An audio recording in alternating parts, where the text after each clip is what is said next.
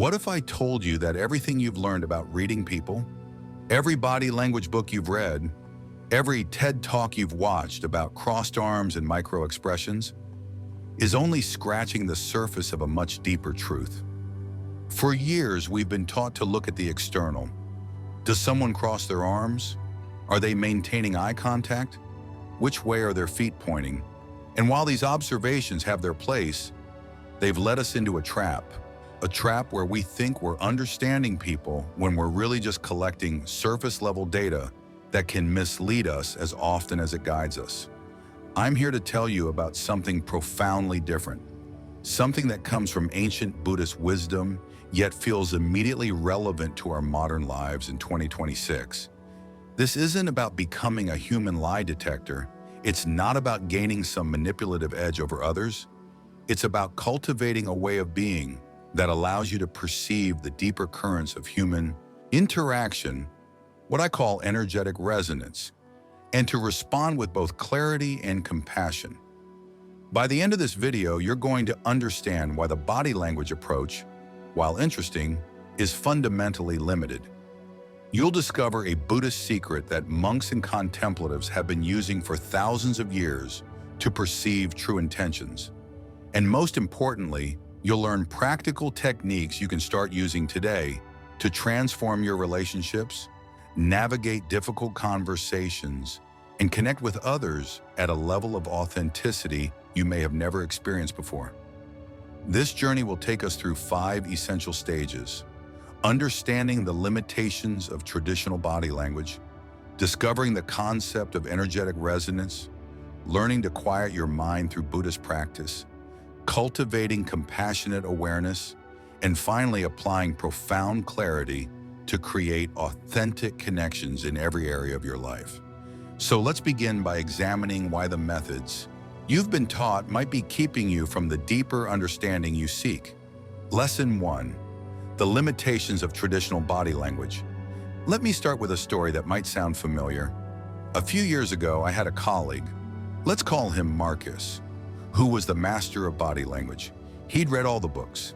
He could tell you what it meant when someone touched their nose, when they leaned in or pulled back, when their pupils dilated. He considered himself an expert at reading people. One day, Marcus came to me absolutely convinced that our new team member, Sarah, was lying about her qualifications. "I can tell," he said confidently. "She avoids eye contact when talking about her previous projects. She touches her neck when discussing her achievements." Classic signs of deception. Marcus was so certain that he began undermining Sarah's contributions, questioning her ideas in meetings, and creating an atmosphere of distrust. 6 months later, we discovered the truth. Sarah came from a cultural background where direct eye contact, especially with male colleagues, was considered disrespectful. Her neck touching, a nervous habit she'd developed while working in a previous toxic environment, nothing more. Marcus had all the knowledge of body language, but he'd completely misread the situation. And this story isn't unique. It happens constantly everywhere to people who think they've mastered the art of reading others through physical cues alone. So what's going wrong here? Let me break down the fundamental limitations of traditional body language reading. The cultural trap first. There's the massive issue of cultural nuance. Body language isn't universal, despite what many popular books claim. A gesture that signals openness in one culture might indicate something entirely different in another. Eye contact, often touted as the golden standard of honesty in Western culture, is considered rude or aggressive in many Asian, African, and indigenous cultures. Personal, space, touching during conversation, hand gestures, even the speed at which someone speaks, all of these vary dramatically across cultures. And in our increasingly globalized world in 2026, where we're constantly interacting with people from diverse backgrounds, both in person and online, relying solely on body language is like trying to navigate a foreign country with a map from the wrong continent. But it goes deeper than just cultural differences. Within any given culture, there are subcultural variations, family patterns, individual quirks, and personal histories that shape how someone physically expresses themselves. The shy person who was bullied for being too intense might have trained themselves to avoid eye contact. The person with social anxiety might display all the signs of deception when they're simply nervous about being judged. The deception mastery problem. Here's the second major limitation. Anyone who's aware of body language tells can deliberately manipulate them. We live in an age where information about body language is everywhere. People know they're being read, and those with less than honest intentions have learned to fake the signals. Politicians, salespeople, con artists, they've all studied the same books you have. They know to maintain eye contact, to keep their arms uncrossed, to lean in with interest, and to mirror your movements. They can perform all the physical indicators of honesty while simultaneously planning to deceive you. In fact, research shows that the more someone knows about body language, the easier it is for them to fake it convincingly. It's like learning magic tricks. Once you know how the illusion works, you can perform it yourself. And some of the most skilled deceivers have made it their business to master these performances. Think about it. Have you ever been completely fooled by someone who said all the right things, looked you straight in the eye, had open body language, and seemed absolutely sincere? Most of us have. That's because body language reading by itself can't penetrate practiced deception. The superficial interpretation trap.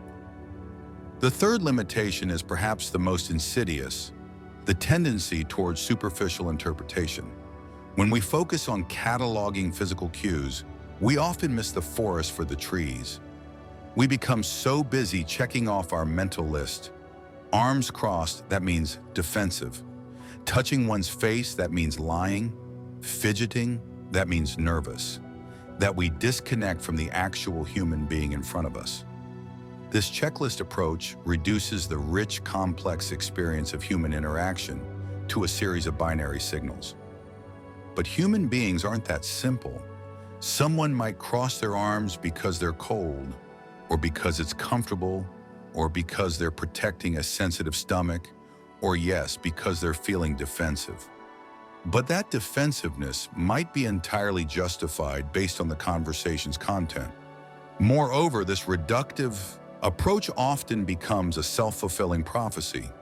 If you interpret someone's nervous fidgeting as deception and respond with suspicion, they'll naturally become more nervous and fidget more, which confirms your initial suspicion, even though you created the very behavior you're now interpreting as evidence. The context blindness. There's also the problem of context blindness.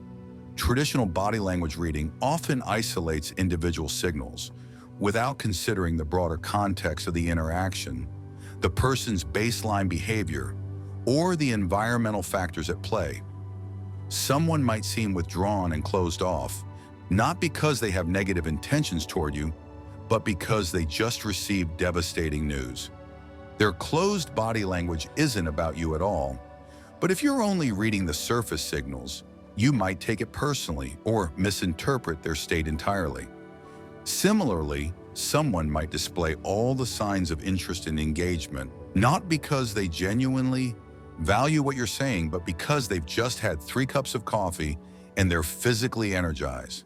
Mistaking caffeine-induced animation for authentic connection is an easy trap to fall into when you're focused solely on the visible. The assumption of simplicity.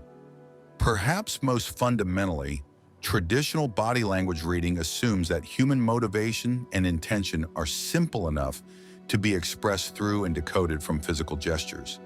But anyone who's lived past adolescence knows that human psychology is rarely simple. People often have mixed motives. Someone might be simultaneously attracted to and intimidated by you. They might want to help you while also resenting the imposition. They might be telling you the truth while also hiding something unrelated. The complexity of human intention cannot be captured by observing whether their legs are crossed or uncrossed. Moreover, we now understand from neuroscience and psychology that much of human behavior is Unconscious. People do things for reasons they themselves don't fully understand. They might display nervous behavior not because they're lying to you, but because they're uncomfortable with an internal truth they haven't yet acknowledged to themselves.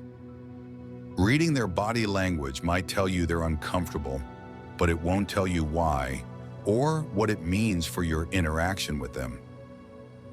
The exhaustion factor. There's also a practical problem that's rarely discussed. Constantly trying to read body language is mentally exhausting. If you're in every conversation trying to catalog and interpret multiple physical signals simultaneously while also participating in the conversation itself, you're going to be drained. Your attention becomes fragmented. You're not truly present with the person. You're busy being a detective. This exhaustion and fragmentation actually decrease your ability to connect authentically. The other person can sense that you're not fully present, that you're analyzing them rather than being with them. This creates distance and mistrust, the very opposite of what you're trying to achieve. So where does this leave us? Now, I want to be clear. I'm not saying that body language is completely useless. Physical cues can provide information, especially when you understand someone's baseline behavior and can notice deviations from it. But body language reading, as it's typically taught and practiced, is far too limited to give you the deep understanding of true intentions that you're seeking. The problem isn't that body language reading doesn't work at all, it's that it's incomplete. It's like trying to understand a symphony by only listening to one instrument. You'll catch some of the melody, but you'll miss the depth, the harmony, the full emotional landscape of the piece. What we need is something that goes deeper than the visible, something that can't be easily faked, something that connects us to the authentic core of human interaction. We need to understand not just what people are doing with their bodies, but what they're communicating at an energetic level. That subtle, often unspoken dimension of human interaction that we all sense but rarely know how to consciously access. And that's exactly where Buddhist wisdom comes in.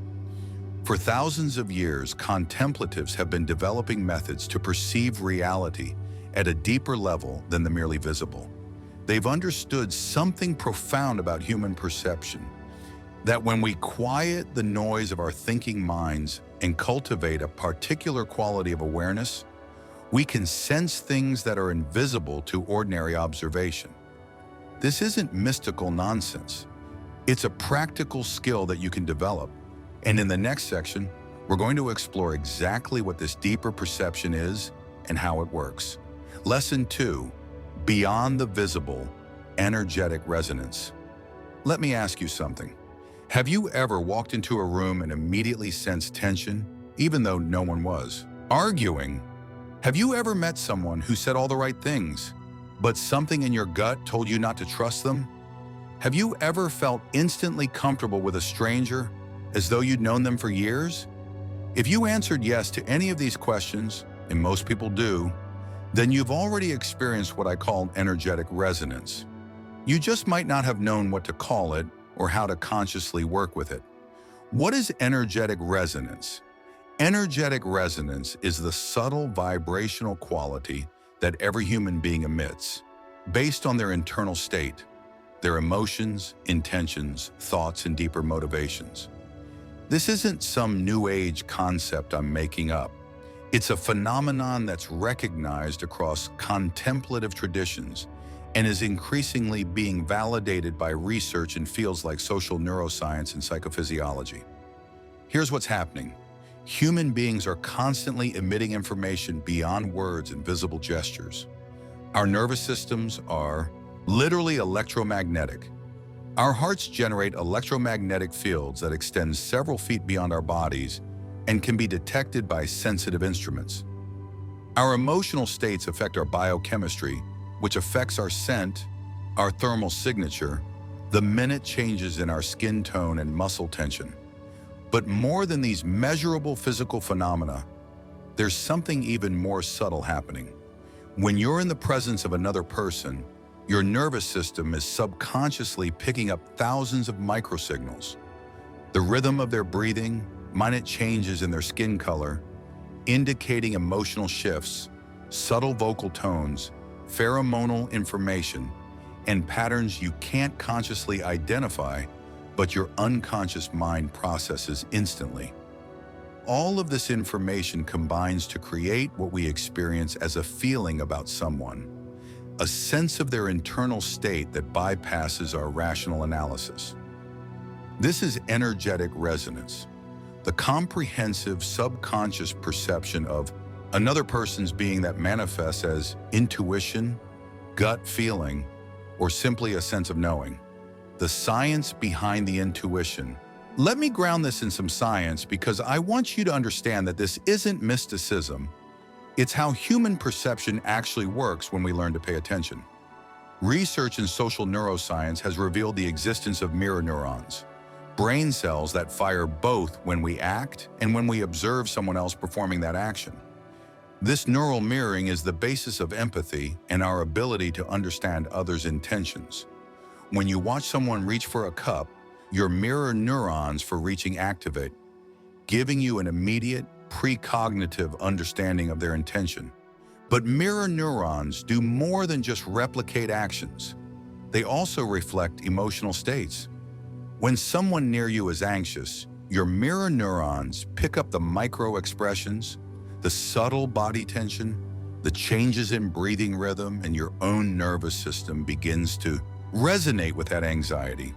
This is why emotions are contagious, why you can feel the mood of a room. There's also the phenomenon of heart rate variability synchronization. Studies have shown that when people are in proximity, especially when they're in rapport, their heart rate patterns begin to synchronize. This happens unconsciously and creates a felt sense of connection or disconnection. Research on pheromones and chemosignals has demonstrated that humans emit chemical signals based on their emotional states, and others unconsciously detect these signals. You can literally smell fear, stress, happiness, though you may not consciously recognize what you're smelling. Your body knows. The vagus nerve, the major nerve of the parasympathetic nervous system, plays a crucial role in social engagement. It's constantly assessing whether the people around you are safe or threatening, long before your conscious mind makes that determination. This assessment happens through a process called neuroception, and it's operating continuously in every social interaction you have. The gut feeling phenomenon. This brings us to what we commonly call gut feelings or intuition. You've probably experienced this, a sense of unease about someone even though they're being perfectly pleasant, or an immediate trust of someone you've just met. These aren't random or magical. They're your nervous system's comprehensive assessment of thousands of subtle signals delivered to your conscious awareness as a feeling. The interesting thing about gut feelings is that they're often more accurate than our rational analysis, especially when it comes to detecting deception or assessing someone's true character. Why? Because your conscious mind can only process a limited amount of information at once, maybe 7 to 10 pieces of information simultaneously. But your unconscious mind is processing millions of pieces of information every second. When someone is being deceptive, there are countless micro inconsistencies between what they're saying and their actual internal state. Their words say one thing, but their vocal tone has a slight tension. Their smile reaches their mouth, but not their eyes. Their breathing pattern doesn't match the relaxed story they're telling. Their scent carries stress chemicals. Each cue might be too subtle for your conscious mind to detect, but your unconscious mind catches all of them and delivers the summary, something's off here. This is energetic resonance in action. It's not supernatural. It's your sophisticated biological system doing exactly what it evolved to do. Assess the intentions and emotional states of other members of your social group. The Buddhist understanding now, here's where Buddhist wisdom becomes crucial. While Western science is just beginning to understand and measure these phenomena, Buddhist contemplatives have been working with energetic resonance for over 2,000 years. They just used a different language to describe it. In Buddhist psychology, there's a concept called knowing the minds of others, Sedoparayaya jhana in Sanskrit. This isn't understood as telepathy or mind reading in a supernatural sense, but rather as a refined perceptual ability that develops through meditation and mindful awareness. The Buddha taught that when the mind becomes very still and clear, like a calm pond where you can see all the way to the bottom, you naturally begin to perceive subtler aspects of reality. This includes the ability to sense the mental and emotional states of others with remarkable accuracy. How does this work? It's based on several key principles. First, the recognition that everything is interconnected. You're not a separate observer looking at isolated objects, other people. You're part of an interconnected system where everything affects everything else. When someone near you is anxious, you're already being affected by that anxiety. The question is whether you're conscious of it. Second, the understanding that most of what we think of as perception is actually mental construction. We don't see reality directly. We see our thoughts about reality. We interpret, judge, categorize, and label everything we experience. All of this mental activity creates noise that obscures subtler perceptions. Third, the teaching is that when you quiet this mental noise through meditation and mindfulness, your natural perceptive abilities sharpen dramatically. It's like turning down the radio so you can hear someone speaking to you. The speaking was always there. You just couldn't hear it over the noise. Beyond judgment to pure perception, here's something crucial that Buddhist wisdom adds to our understanding of energetic resonance. True perception requires us to temporarily suspend judgment. When you meet someone and immediately start categorizing them, this person seems sketchy, this person seems boring, this person seems superior to me, you've stopped perceiving and started projecting. Your judgments are based on past experiences, cultural conditioning, personal biases, and fear. They may have nothing to do with what's actually present in this moment with this person. Energetic resonance, in its purest form, is preconceptual. It's the immediate, direct sensing of another person's state before you've labeled it as good or bad, trustworthy or suspicious, friendly or hostile. It's the raw data of interconnection. Buddhist training teaches you to notice when judgment arises and to gently return to pure observation. Not to eliminate judgment permanently, that would be both impossible and unwise, but to create a space of pure perception first, before the judging mind layers its interpretations on top. This is radically different from traditional body language reading, which is all about judgment and interpretation. Crossed arms equals defensive. Lack of eye contact equals deception. Buddhist wisdom invites you to simply sense the quality of someone's presence, the felt sense of their being, before your mind rushes in with its categories and conclusions. The internal feeling of authentic intention. Let me describe what this feels like in practice.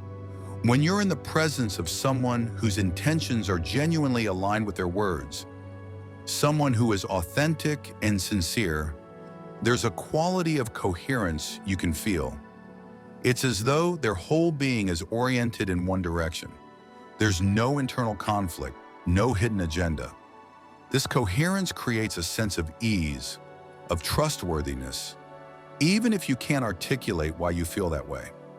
Conversely, when someone's words don't match their intentions, when they're saying one thing but meaning another, there's a quality of dissonance. It's subtle, but it's there. Something feels slightly off, uncomfortable, like two musical notes that don't quite harmonize. Again, you might not be able to explain it, but your body knows. You feel it. This dissonance isn't about the person being evil or even deliberately deceptive. Sometimes people are conflicted. Part of them wants to help you, and part of them resents the imposition. Sometimes they're lying to themselves and haven't acknowledged their true feelings yet. The dissonance you're sensing is their internal conflict, not necessarily malicious intent. This is where Buddhist compassion becomes essential. Sensing someone's inner conflict or hidden agenda doesn't mean you should judge them harshly. It means you have information that can help you navigate the interaction more skillfully with both wisdom and kindness. Developing your sensitivity. The beautiful thing about energetic resonance is that everyone has access to it. It's not a special gift that some people have and others don't. It's a natural human capacity that you can develop through practice. Think of it like musical ability. Some people seem naturally more musical than others, but virtually everyone can learn to hear differences in pitch, rhythm, and harmony if they practice. Similarly, everyone can learn to sense energetic resonance more clearly. The key is practice and attention. Most people go through life with this channel of perception turned way down, drowned out by mental chatter, cultural conditioning, and the habit of living primarily in their thoughts. But when you begin to pay attention, when you start noticing those gut feelings, taking them seriously, and learning to distinguish them from anxiety or projection, you strengthen this perceptual ability. In traditional Buddhist practice, this sensitivity is developed through meditation, particularly practices that cultivate present moment awareness and equanimity. When you spend time simply observing your own mind and body without judgment, you develop the same quality of observation toward others. You learn to notice, what does tension feel like in my body? What does peace feel like? What does authentic joy feel like versus performed happiness? As you become familiar with these states in yourself, you become more sensitive to them in others. The transformative potential, understanding, energetic resonance transforms how you move through the world. Instead of being primarily in your head, analyzing and interpreting, you become more embodied, more present, more tuned in to the rich field of information that's always available. You stop being fooled by impressive credentials or smooth talk because you're sensing the quality of someone's presence, not just processing their words. You also stop being overly suspicious or paranoid because you have a more reliable internal compass than the checklist of body language tells. Most importantly, you begin to experience genuine connection with others. When you're sensing someone's true state, not judging it, not trying to change it, just perceiving it clearly, a natural compassion arises. You see them as they are, struggling or content, conflicted or aligned, afraid or confident. And in that clear seeing, judgment softens and understanding deepens. This is the doorway to the deeper wisdom we're exploring. But accessing this wisdom requires something specific from you. You must learn to quiet the noise of your ordinary mind. And that's exactly what we're going to explore in the next section. The Buddhist path to inner quiet and why it's essential for perceiving true intentions. Lesson 3. The Buddhist path to inner quiet. Imagine you're trying to see your reflection in a pond. If the water is constantly disturbed, ripples, waves, debris floating on the surface, you can't see clearly. You might catch glimpses, distorted fragments of your reflection, but never the clear, complete image. However, when the water becomes perfectly still, your reflection appears with crystal clarity. Your mind works the same way. And the still water is exactly what Buddhism has been teaching people to cultivate for over 2,000 years. Why inner quiet matters for perception. Let me start by explaining why quieting your mind is essential for perceiving energetic resonance and true intentions. It's not just a nice bonus or a relaxation technique. It's actually the foundation of clear perception. Here's what happens in most people's minds during a typical conversation. While the other person is speaking, you're simultaneously thinking about what they're saying, planning your response, judging whether you agree or disagree, remembering similar situations from your past, worrying about how you're coming across, noticing their appearance, and comparing it to others and running a dozen other mental processes. This mental noise is like static on a radio. The subtle signal of energetic resonance is constantly being broadcast, but you can't hear it over all the interference. Your intuition is trying to tell you something about the person in front of you, but your thinking mind is too loud. Moreover, when your mind is busy with all this activity, you're not actually present with the other person. You're in your head relating to your thoughts about them rather than to them directly.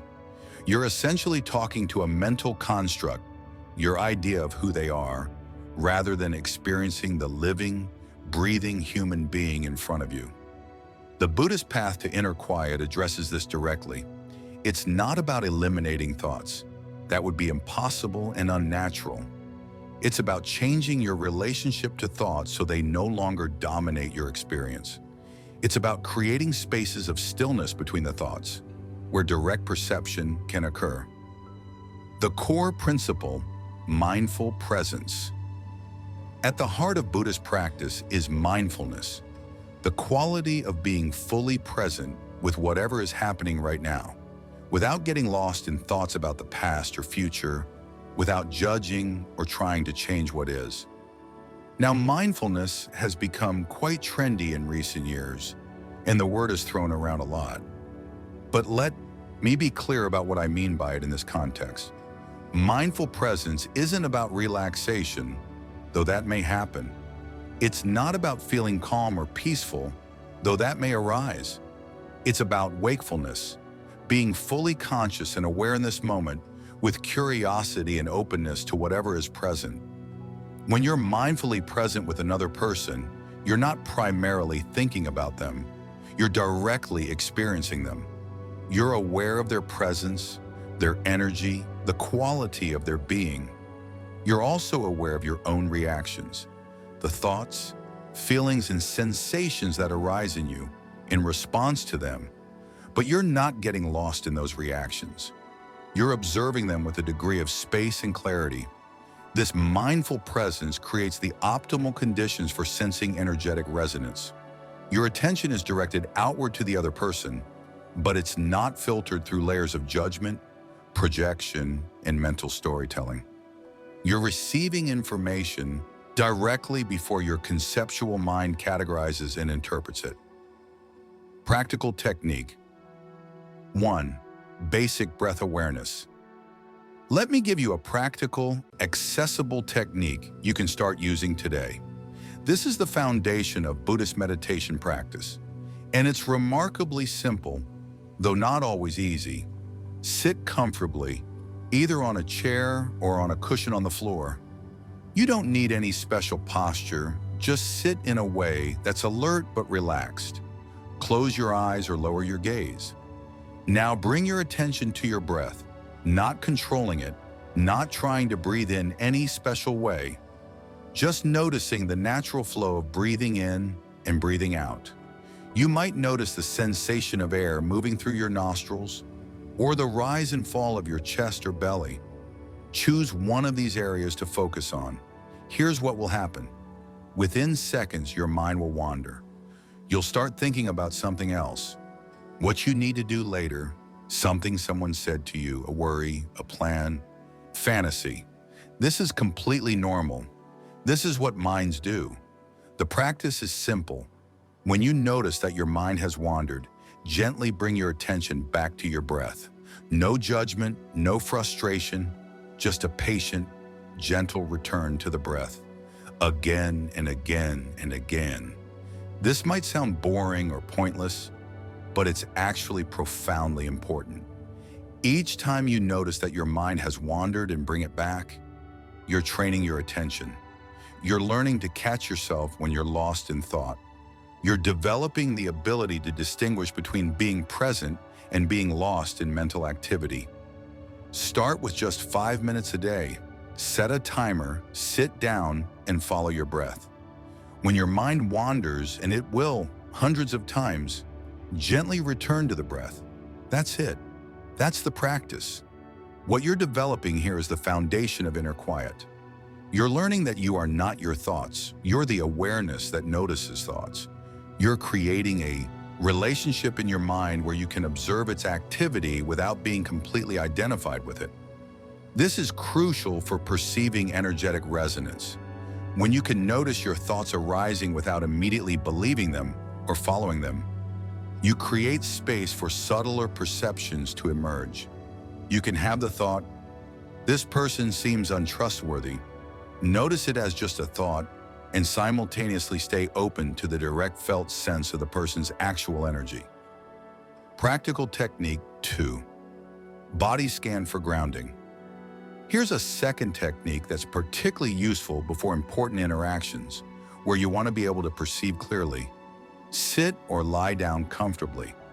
Starting with your feet, bring your attention to the sensations present in your feet. You might feel tingling, warmth, coolness, pressure, tension, or relaxation. You're not trying to create any particular sensation, just noticing what's already there. Slowly move your attention up through your body. Your ankles, calves, knees, thighs, hips, lower back, belly, chest, upper back, shoulders, arms, hands, neck, face, and head. Spend 30 seconds to a minute on each area, simply observing the sensations present there. This practice does several important things. First, it brings you out of your head and into your body.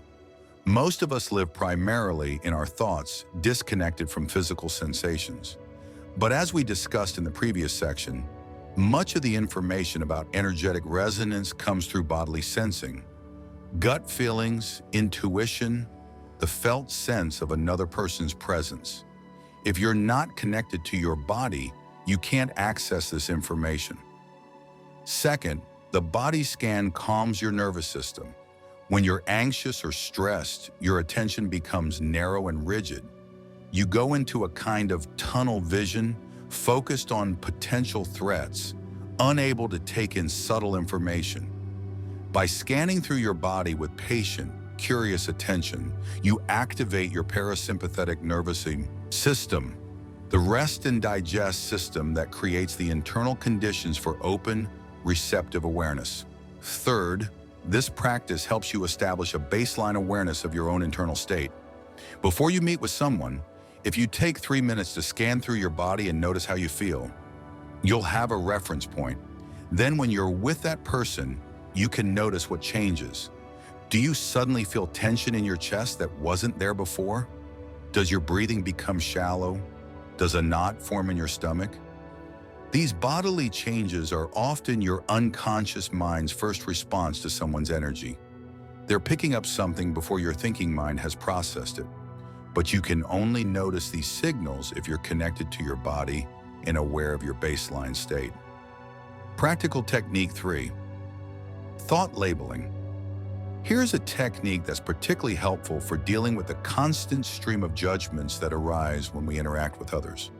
During your meditation practice, or even during conversations, practice gently labeling thoughts as they arise. When you notice yourself thinking, silently note, thinking. When you notice yourself judging someone, note, judging. Planning, planning. Worrying, worrying. Remembering, remembering. You're not trying to stop these mental activities. You're simply becoming aware of them as they happen. This creates a subtle but powerful shift.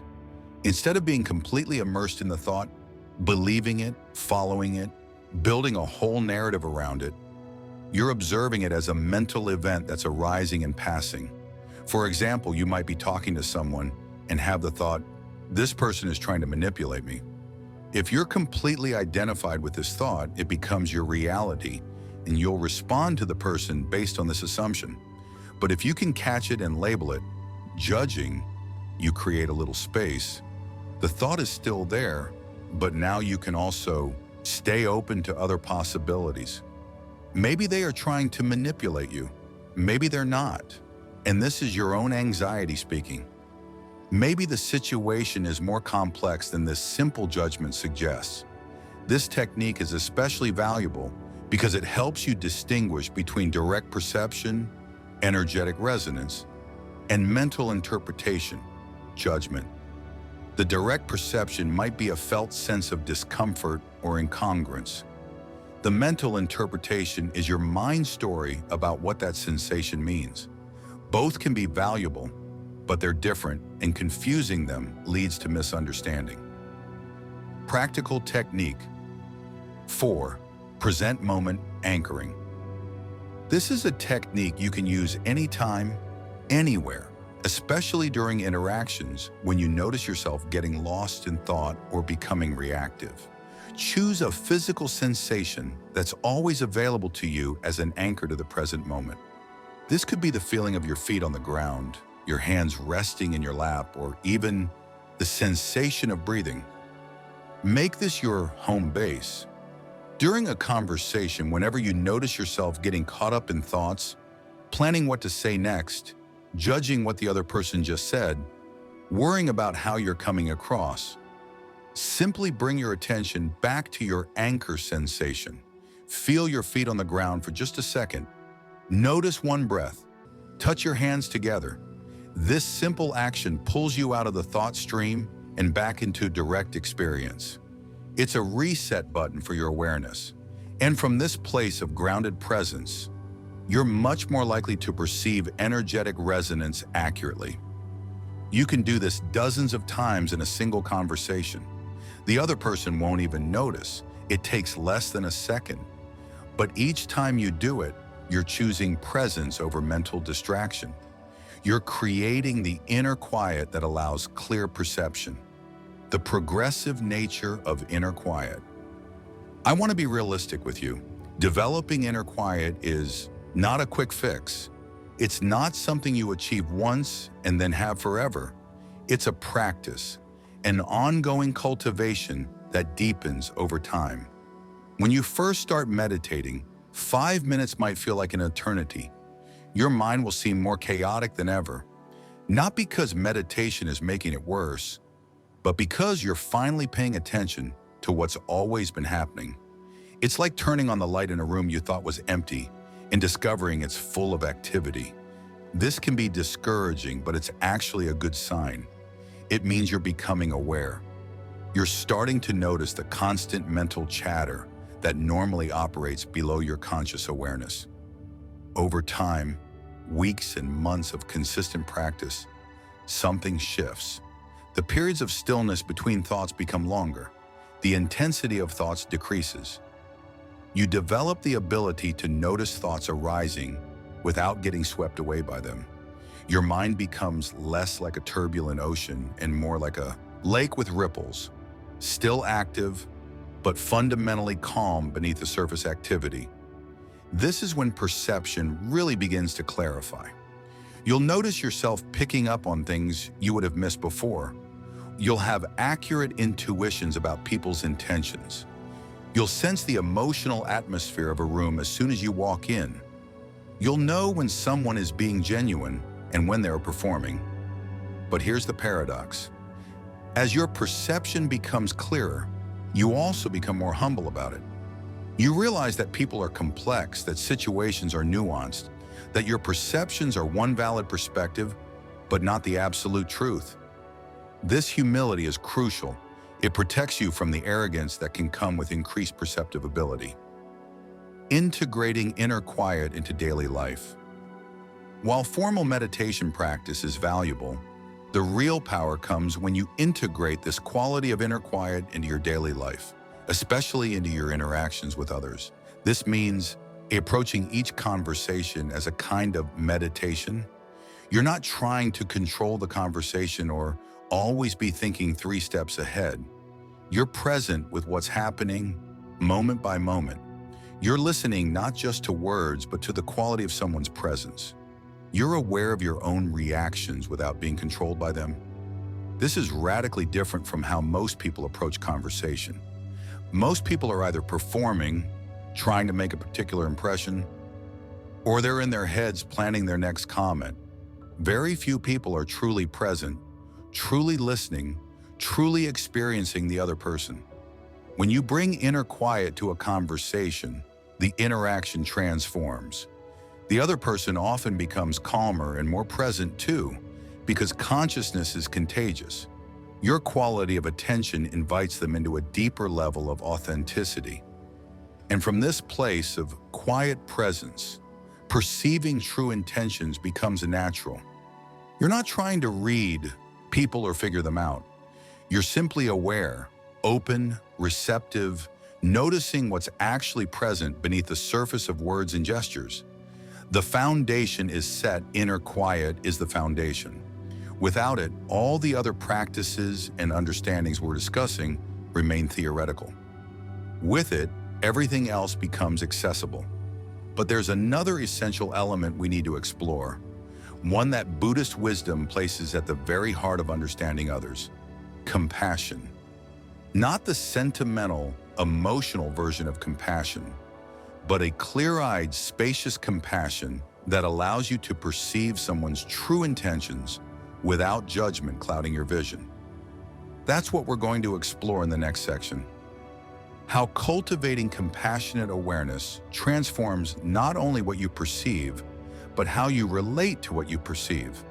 This is where understanding becomes truly profound. Lesson 4. Cultivating compassionate awareness. Here's a truth that might surprise you. The quality of your perception is directly related to the quality of your heart. When you approach people with suspicion, defensiveness, or judgment, your perception narrows. You see what you expect to see. You interpret ambiguous signals in ways that confirm your pre-existing beliefs. Your fear creates a kind of perceptual tunnel vision. But when you approach people with compassionate awareness, with genuine openness and care, your perception expands.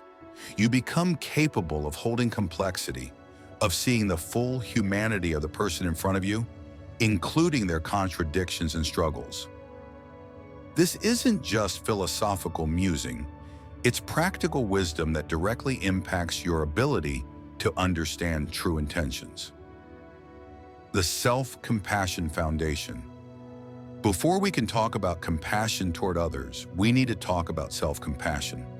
This is where most people miss the essential first step. You cannot offer genuine compassion to others if you're constantly harsh and judgmental toward yourself. Here's why. If you're in the habit of criticizing yourself for every mistake, of feeling shame when you fall short of your ideals, of treating yourself as an adversary to be controlled and perfected, then that's the lens through which you'll view others. Your relationship with yourself becomes the template for your relationship with others. If you're unforgiving with yourself, you'll be unforgiving with others, even if you try to hide it. If you can't acknowledge your own complexity and contradictions, you won't be able to hold space for others' complexity. Self-compassion, in the Buddhist understanding, isn't about self-indulgence or making excuses for yourself. It's about treating yourself with the same kindness and understanding you'd offer a good friend. It's about recognizing that being human means being imperfect, struggling, and sometimes confused about your own motivations. Here's a practice. The next time you make a mistake or notice something about yourself you don't like, pause. Notice the voice of self-criticism that likely arises. Then consciously choose a different response. You might place your hand on your heart and say to yourself, "This is hard. Everyone struggles sometimes. May I be kind to myself?" It might feel awkward or forced at first, especially if you're used to being your own harshest critic. But with practice, this self-compassion becomes more natural. And as it does, something remarkable happens. You become more capable of genuine compassion toward others. From judgment to understanding, most of us have been trained to judge. We judge ourselves, we judge others, we judge situations. We're constantly evaluating good or bad, right or wrong, trustworthy or suspicious, valuable or worthless. This judging mind feels protective. It feels like it's keeping us safe, helping us navigate a dangerous world. But in reality, constant judgment limits our perception and damages our relationships. When you meet someone while in judging mode, you're not actually seeing them. You're seeing your categories and projections. You've mentally filed them before you've truly encountered them. And once you've judged someone, decided they're arrogant or boring or untrustworthy, Your mind will filter all subsequent information through that judgment, noticing what confirms it and dismissing what contradicts it. Compassionate awareness invites a different approach, understanding rather than judgment. Understanding means being curious about why someone is the way they are. What experiences shape them? What fears or hopes are driving their behavior? What pain might they be carrying that's invisible to you? This doesn't mean making excuses for harmful behavior or trusting everyone blindly.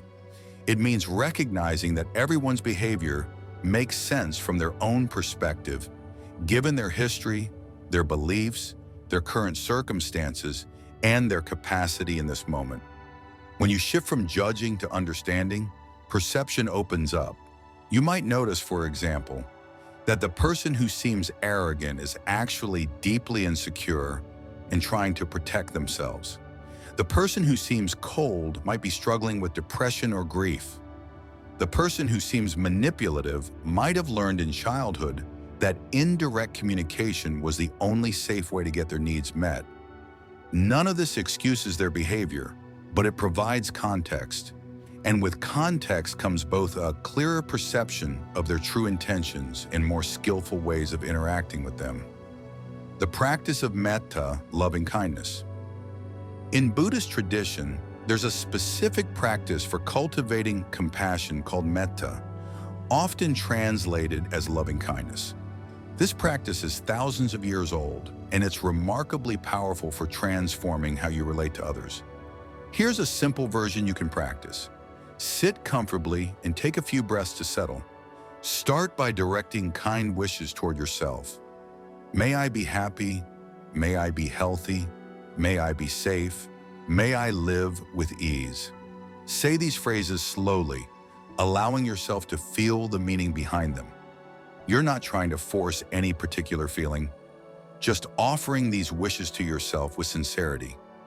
After a few minutes, bring to mind someone you care about, a friend, family member, someone who naturally evokes warm feelings. Picture them and direct the same wishes toward them. May you be happy. May you be healthy. May you be safe. May you live with ease. Then bring to mind someone neutral, someone you see regularly but don't have strong feelings about. Maybe the cashier at your local store or a colleague you don't know well. Direct the same wishes to them.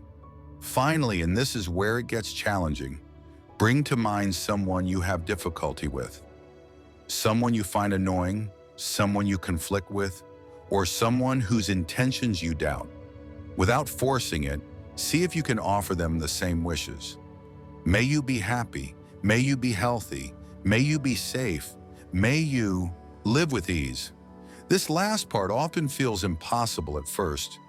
Your mind will rebel. But remember, you're not wishing them happiness because they deserve it or because they've earned it. You're doing it because everyone, literally everyone, wants to be happy and free from suffering, including the people you find difficult. Regular practice of metta does something remarkable. It softens the hardness in your heart. It makes you less reactive, less defensive, and more able to stay open even with difficult people. And this openness is essential for perceiving true intentions. When your heart is defended and closed, you can't sense energetic resonance clearly. It's like trying to listen to music while wearing earplugs. But when your heart is open, when you're approaching someone with genuine care, even if you're also being appropriately cautious, the subtle signals come through clearly, distinguishing compassion from naivety.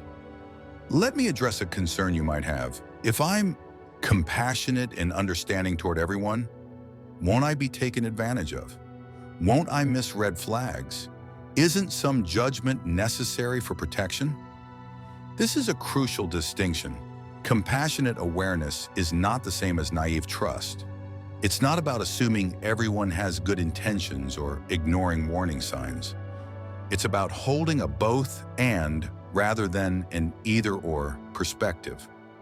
You can understand why someone behaves the way they do and recognize that their behavior is harmful. You can feel compassion for someone's suffering and maintain clear boundaries. You can see the complexity of someone's motivations and choose not to engage with them.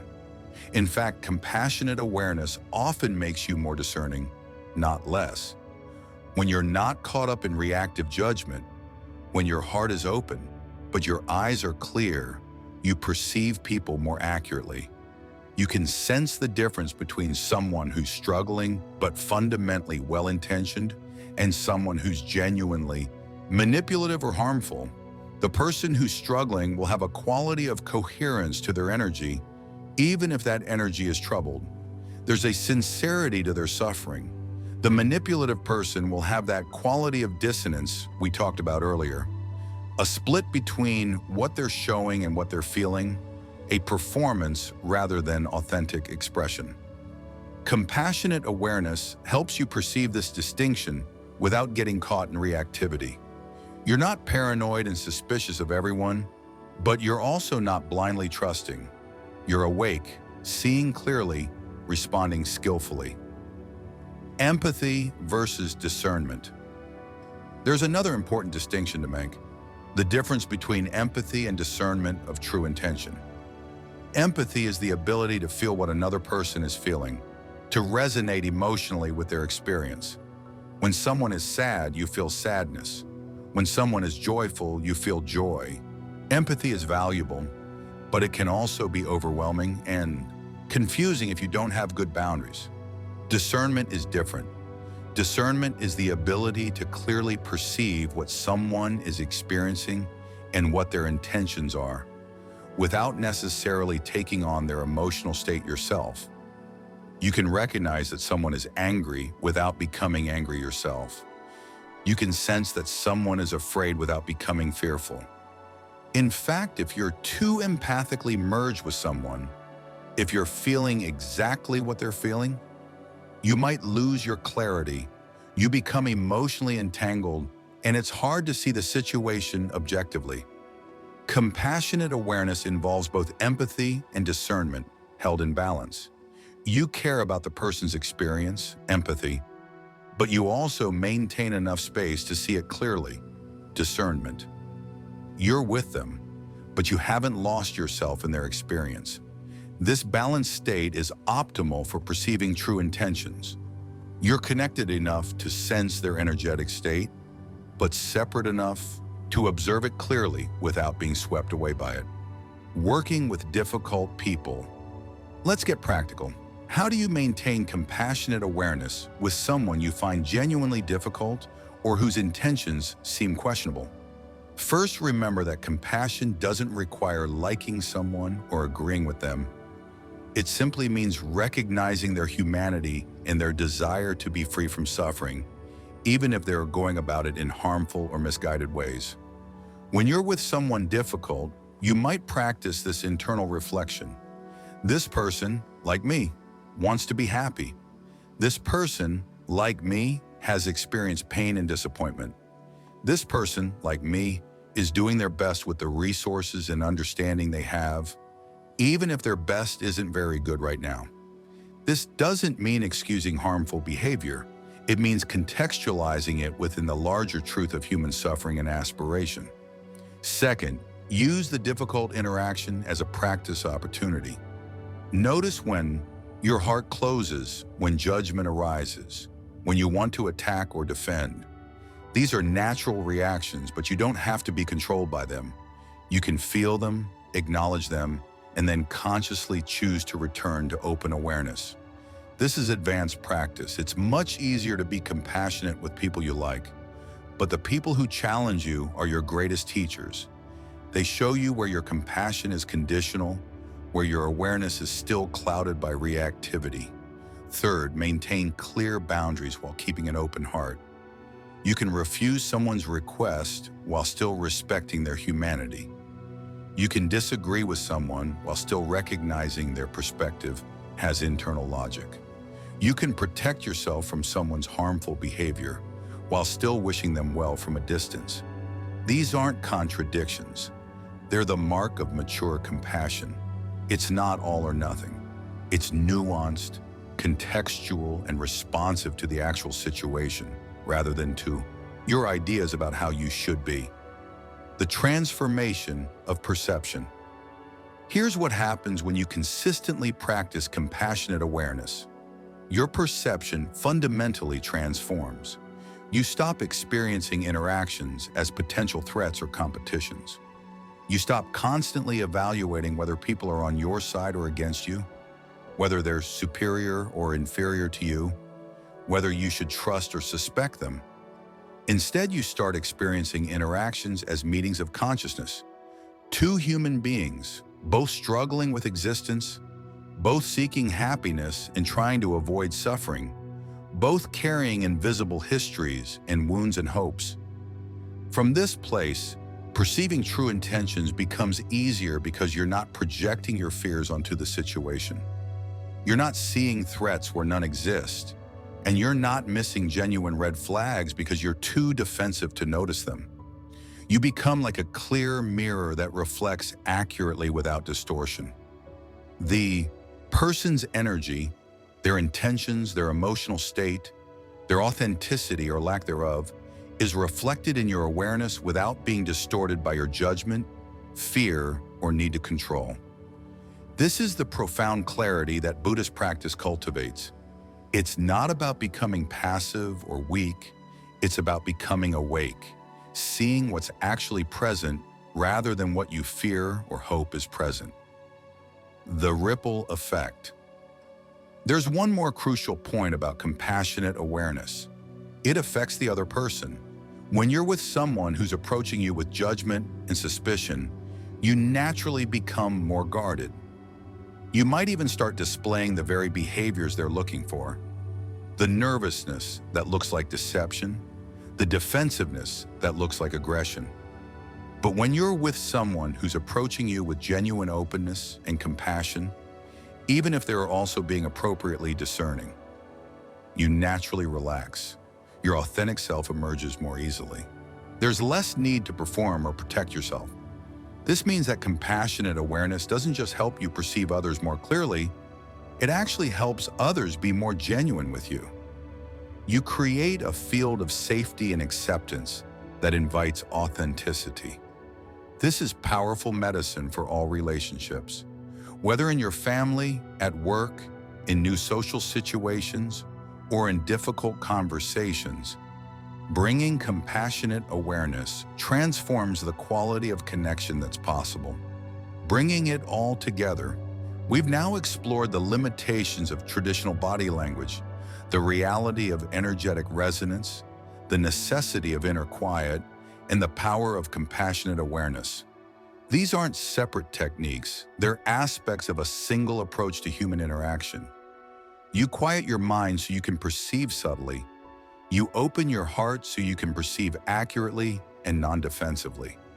You sense energetic resonance, the actual felt quality of someone's presence and intentions, rather than just cataloging surface behaviors. This is the Buddhist secret to understanding true intentions. It's not a trick or a technique you apply from the outside. It's a way of being that you cultivate from the inside. In our final section, we're going to bring all of this into practical application. How do you actually use these insights in your daily life? How do you navigate difficult conversations with this profound clarity? How do you build deeper, more authentic connections using these principles? That's what we'll explore next. Lesson 5: Profound clarity and authentic connection. Knowledge without application is just theory. Understanding without embodiment is just a concept. So let's bring everything we've explored into the realm of practical everyday life.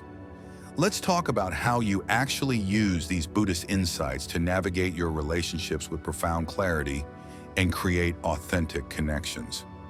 Applying this to work relationships. Let's start with work relationships because this is where many people feel most challenged. The workplace is full of hidden agendas, office politics, power dynamics, and people who may not have your best interests at heart. Imagine you're in a meeting with a colleague who's pitching an idea that would give them more visibility and resources, but would reduce your team's budget. They're using all the right body language, making eye contact, using open gestures, speaking with confidence. They say all the right words about collaboration and organizational benefit. The old approach would be to analyze their body language, to look for tells of deception, to become suspicious and defensive. But what does the Buddhist approach look like? First, you take a breath and settle into your body. You notice your feet on the ground, your hands, your breath.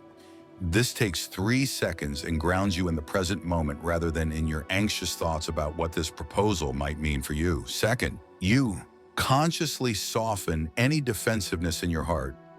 This doesn't mean dropping your discernment or agreeing to something that's not in your team's interest. It means approaching the situation with curiosity rather than reactivity. What's actually happening here? Third, you tune into the felt sense of the interaction. Not thinking about it, but sensing it. What's the quality of this person's energy? Is there coherence between what they're saying and what you're sensing? Or is there that quality of dissonance, of performance? Let's say you sense dissonance. Something feels off. The words are right, but the energy doesn't match. Here's where compassionate awareness becomes crucial. Rather than immediately thinking they're lying to me, you might recognize this person is ambitious and sees this as an opportunity for advancement. They genuinely believe their idea has merit, but they're also not being fully transparent about the impact on other teams because they don't want to jeopardize their proposal. This understanding, this clear seeing of the situation allows you to respond skillfully. You don't need to attack or accuse. You can simply ask clarifying questions. I appreciate this proposal. Can you walk me through how this would impact the cross-functional resources that my team currently uses? You're not being aggressive, but you're also not being passive. You're responding to what you have perceived with clarity and appropriate assertiveness. The person might appreciate your directness and engage honestly with the trade-offs. Or they might become more evasive, confirming your initial sense that they weren't being fully transparent. Either way, you've navigated the situation from a place of awareness rather than reactivity. This is the power of this approach in the workplace. You're not paranoid, constantly looking for threats, but you're also not naive, missing obvious signs of self-interest or manipulation. You're awake, seeing clearly, responding appropriately, navigating family dynamics. Family relationships are often the most challenging because they're loaded with history, expectation, and emotional charge. Let's talk about how to apply these principles there. Imagine you're visiting your family, and your mother makes a comment that you experience as critical. You look tired. Are you taking care of yourself? Your immediate reaction might be defensiveness. You might hear implied criticism. You're not doing it right. You're failing at self-care. You might feel that familiar childhood feeling of never being good enough. But what if you pause? What if you take a breath? Notice the defensiveness arising, and instead tune into the energetic resonance beneath your mother's words. Often, not always, but often, what you might sense beneath potentially critical words is actually worry and love. Your mother is expressing concern in the way she learned to express it, which might not be the way you prefer to receive it, but the underlying intention is care. When you perceive this, everything changes. You don't need to defend yourself or explain why you're taking care of yourself. You can respond to the intention beneath the words, "Thanks for caring about me. I'm managing okay, though this week has been busy." This kind of response disarms potential conflict. It acknowledges the care while gently asserting your own authority over your life. It creates a connection rather than a separation. Now let's be realistic. Sometimes family members' intentions aren't pure care. Sometimes there is manipulation, control, passive aggression, or unhealed wounds being expressed through criticism. The Buddhist approach helps you perceive this too. If you tune in and sense that dissonance, that the words of concern don't match an underlying energy of control or criticism, then you have information you can use. You might choose to set a boundary. I appreciate your concern, but I'm comfortable with my choices. You might Decide to limit your exposure to that family member. You might choose to address the pattern directly if you think the relationship can handle that conversation. The key is that you're responding to what's actually present, the true intention you've perceived, rather than to your habitual patterns or your assumptions about what the person means. Building trust with new acquaintances. One of the most valuable applications of these principles is in new relationships. When you meet someone for the first time, how do you know if they're trustworthy? How do you know if pursuing a friendship, business relationship, or romantic connection is wise? Traditional body language reading gives you limited information and can easily mislead you, especially with socially skilled people. But the Buddhist approach offers something more reliable. When you first meet someone, practice being fully present. This means putting away your phone, making genuine contact, and bringing your full attention to the interaction. Notice what arises in you, not just thoughts but felt sensations. Does being with this person feel easy or effortful? Do you feel energized or drained? Is there a sense of openness or of guardedness in them? These felt senses are providing information. Pay attention to coherence. Do their words, their energy, and their actions all point in the same direction? Or is there a split, saying one thing but feeling like another? Someone might say all the right things about valuing honesty and integrity, but if you sense a performing quality to these statements, if there's a slickness or a trying too hard energy, that's information. It doesn't necessarily mean they're a bad person, but it might mean they're not as solid in their integrity as they want to appear. Conversely, someone might be socially awkward, might not have polished conversational skills, might even display nervous behaviors that traditional body language reading would flag as problematic. But if you sense a quality of sincerity, of authenticity, of coherence between their inner state and their outer expression, that's valuable information too. Trust your body's responses, but hold them lightly. One interaction isn't enough to fully know someone, but it can give you initial information about whether to proceed with openness or with caution. Difficult conversations with profound clarity. Let's talk about difficult conversations. Those interactions where there's conflict, disagreement, or something important at stake. This is where most people's perception becomes most clouded by emotion and defensiveness. Imagine you need to have a conversation with your partner about something that's been bothering you. Maybe they've been withdrawn lately, or they decided without consulting you. You're hurt, maybe angry, definitely uncertain about what's going on. The unskillful approach is to go into the conversation already convinced of your interpretation. They're pulling away from me. They don't respect me. Something's wrong with the relationship.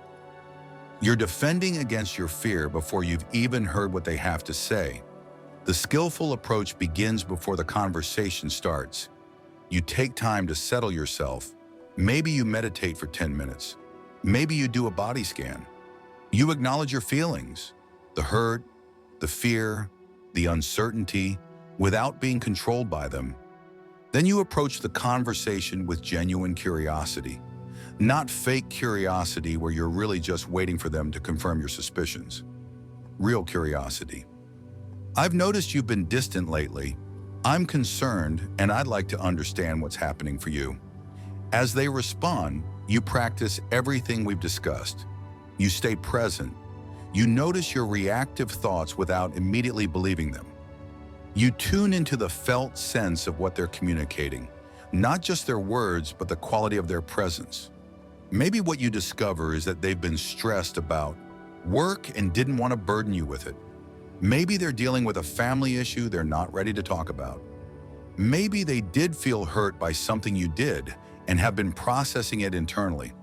Whatever it is, your clarity of perception, your ability to sense their true state beneath their potentially defensive or confused words, helps you navigate to a deeper conversation. You're not arguing about surface issues. You're connecting at the level of genuine experience and intention. This doesn't mean every difficult conversation resolves perfectly. Sometimes you discover genuine incompatibilities or real betrayals. But even then, clear perception serves you. You're not stuck in ambiguity or self-deception. You know what you're dealing with, and you can make informed decisions about how to proceed. Free from assumption. One of the most liberating aspects of this approach is freedom from assumption. Most people navigate relationships based on constant assumptions. They said that, so they must mean this. They did that, so they must think this about me. They didn't respond to my text immediately, so they must be upset with me.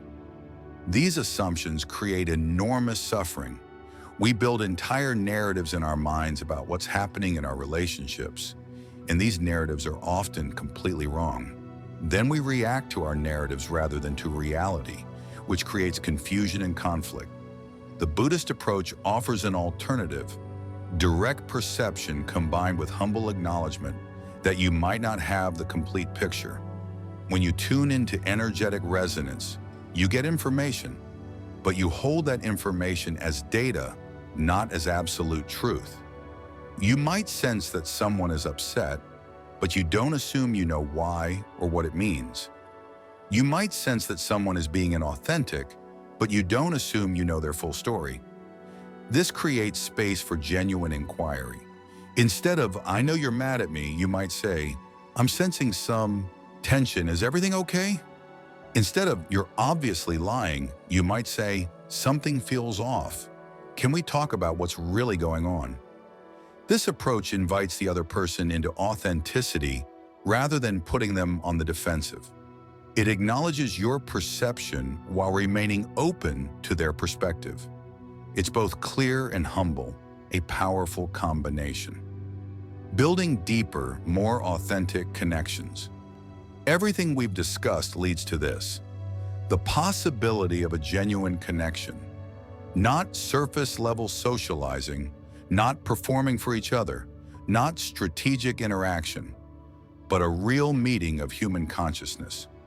When you bring inner quiet, compassionate awareness and clear perception to your relationships, something remarkable happens. People sense that you're actually present with them. They feel seen in a way that's rare in modern life.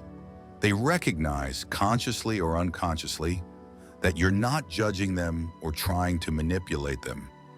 You're simply with them, present and open. This quality of presence is magnetic. It invites others into deeper authenticity. People often share more with you, trust you more quickly, and feel safer being vulnerable with you. Not because you're trying to create this effect, but because it naturally emerges when you're genuinely present and compassionate. These become the relationships that nourish you, where you can be yourself, where there's mutual understanding, where conflict can be navigated without destroying the connection, where growth happens for both people. And you become better at recognizing these relationships early. You don't waste time trying to force a connection with people whose energy is fundamentally incompatible with yours. You don't stay in relationships out of obligation when they're consistently draining or inauthentic. You develop what I call relational wisdom, the ability to perceive which relationships are worth investing in, which need boundaries, which need to end, and how to navigate each one skillfully. Practical integration for 2026 and beyond. As we move through 2026 and beyond, the world is becoming increasingly complex. We interact with more people from more diverse backgrounds in more contexts, digital and physical, than ever before. The need for a clear perception of true intentions has never been greater. But at the same time, we're also more disconnected, more likely to relate to screens than to faces, more prone to misunderstanding and projection. The skills we've discussed in this video are more necessary now than at any previous point in human history. Here's how to integrate these practices into your daily life. Start each day with at least 5 minutes of meditation. Just 5 minutes of sitting with your breath, quieting your mind, connecting with your body.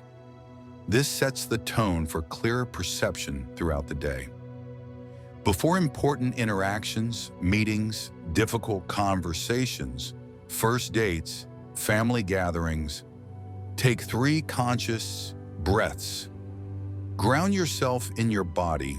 Consciously open your heart, even just a little. Set an intention to perceive clearly and respond with compassion. Throughout the day, practice present moment anchoring. Whenever you notice yourself getting lost in thought or reactive emotion, return to the sensation of your feet on the ground or your breath. This simple practice, repeated dozens of times a day, transforms your baseline state of consciousness. After interactions, especially challenging ones, take a moment to reflect. What did you notice? What was your body telling you? What was the quality of the person's energy? What assumptions did you make? And were they accurate? This reflection deepens your learning. Cultivate metta practice at least once a week. Spend 15 minutes directing loving kindness toward yourself, loved ones, neutral people, and difficult people. This keeps your heart soft and your perception clear. And most importantly, be patient with yourself. This is a practice, not a technique you master once and then have forever. There will be days when you're reactive, when you miss the signals, when you let judgment cloud your perception. That's part of being human. What matters is that you notice, learn, and return to the practice. The transformation awaits. If you commit to this path, to cultivating inner quiet, compassionate awareness, and clear perception of energetic resonance, your relationships will transform. Not overnight, but gradually and profoundly. You'll find yourself having fewer misunderstandings and less unnecessary conflict. You'll know who to trust and who to be cautious with. You'll create deeper connections with the people who matter. You'll waste less energy on relationships that aren't nourishing. You'll navigate your workplace with more skill, your family dynamics with more peace, and your social world with more authenticity. You'll feel less anxious in social situations because you're trusting your direct perception rather than trying to decode confusing surface signals. Most importantly, you'll feel more awake in your life. Instead of moving through relationships on autopilot, reacting from habit and assumption, you'll be consciously present, responding to what's actually here rather than to your fears and projections. This is the gift that Buddhist wisdom offers. Not superhuman powers of mind reading, but the ordinary magic of being fully human, present, aware, compassionate, and clear. We've covered a lot of ground in this video. Let me bring it all together. Traditional body language reading, while interesting, is fundamentally limited. It's too easily fooled by practiced deception, too vulnerable to cultural misinterpretation, too reductive to capture the complexity of human intention. There's a deeper level of perception available to you. Energetic resonance. This is the subtle felt sense of another person's state that you're already experiencing, even if you haven't been consciously working with it. It's your nervous system's comprehensive assessment of thousands of subtle signals, delivered to your awareness as intuition or gut feeling. To access this level of perception clearly, you need to cultivate inner quiet. Through meditation and mindfulness practices, you learn to observe your thoughts without being completely identified with them. You create space between stimulus and response, between perception and interpretation. This inner stillness allows subtle information to emerge into consciousness. But clear perception isn't enough. You also need compassionate awareness. When you approach people with judgment and defensiveness, your perception narrows and distorts. When you approach with genuine openness and care, while maintaining appropriate boundaries and discernment, your perception expands and clarifies. And finally, you apply all of this in practical ways. In your workplace, with your family, with new acquaintances, and in difficult conversations. You navigate relationships with profound clarity, free from assumption, building authentic connections that nourish you and others. This is not a quick fix. It's a path, a lifelong practice of deepening presence, awareness, and compassion. But even small steps on this path yield significant results. Even practicing 10 minutes a day of meditation, even bringing conscious presence to one conversation a day, even pausing to sense energetic resonance once a day, these small practices accumulate into transformation. The Buddhist secret to understanding true intentions isn't a secret technique you apply from the outside. It's a way of being you cultivate from the inside. It's about becoming the kind of person who perceives clearly because your mind is quiet and your heart is open. In a world full of performance, manipulation, and disconnection, this practice is revolutionary. It offers you the possibility of a genuine meeting, of seeing and being seen, of understanding and being understood, of connecting at the level of authentic human presence. This is available to you right now, in this moment. All it requires is your willingness to practice, to be present, to open your heart even when it's scary, to trust the subtle wisdom that's already operating beneath your conscious awareness. So I invite you, begin today. Sit for 5 minutes in silence. In your next conversation, practice being fully present. Notice what you sense beneath the surface of words and gestures. Hold what you perceive with both clarity and compassion, and watch what happens. Watch how your relationships begin to shift. Watch how your understanding deepens.